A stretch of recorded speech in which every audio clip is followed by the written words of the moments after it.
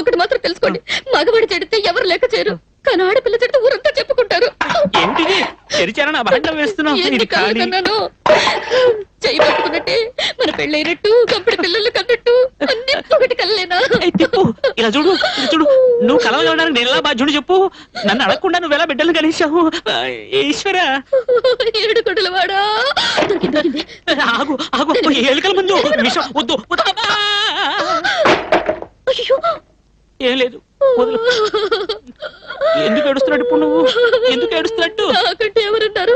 బామ్మొక్కుతుంది, దానివల్ల ఏ ప్రయోజనం లేదు. నాకు పెళ్లి గిల్లి చేయాలంటే ఎవరు జరిపించేది? నాకే అమ్ముంటే ఈ విధంగా జరుగుండేదా? అయ్యో, ఏడవకూడదు. ఆడపిల్ల ఏడిస్తే నేను తట్టుకోలేను.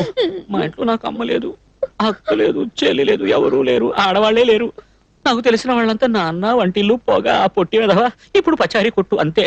నేను ఏ ఆడపిల్లని కన్నెత్తి కూడా చూడలేదు. నీ మీద ఒట్టేసి చెబుతున్నా. ఇప్పుడు మీ బామ్మ చేసిన వెధవ పని వల్ల వీధిలో నా పేరు పెట్టి ఎవరూ పిలవడం లేదు. అందరూ నీ పేరుతోనే త్రిపుర సుందరి అని పిలుస్తున్నారు. అందులో ఒక పోకిరి వెధవ మొన్న నేను స్కూటర్ లో వెళ్తూ ఉంటే తిప్పు తిప్పు అన్నాడు. నేను స్కూటర్ తిప్పమన్నాడు అనుకుని తిప్పి ఆటో రిక్షాను గుద్దేశా. ఇలా చూడు చూడు, పోతే పోనీ. నాకు కూడా మా బామ్మతో ఎంత కష్టమో తెలుసండి. దొంగతనానికి ఇంగితం లేదు. ఆ రోజుట్లోకి పెళ్లి వారింట్లోకి పెద్ద పడుకున్నాడా, ఆయన పళ్ళ చెట్టు దొంగలిచ్చేసింది. అలవాటు ప్రకారం నేను తిరిగి ఇచ్చేద్దామని వెళ్ళాను. పక్కనే పెట్టానా, పెద్దయినా పక్క గుతికిల్లాడు. పళ్ళు గుచ్చుకున్నాయి. ఆయన అయ్యో అంటూ వెళ్ళాడు. సారీ, చూసావా, నీ కష్టం గురించి నువ్వు చెప్పావు, నేను నవ్వేశాను.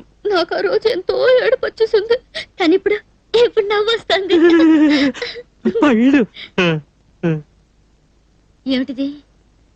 ఏమిటి? కౌగిలించుకున్నాం. కౌగిలించుకున్నావా? అవును.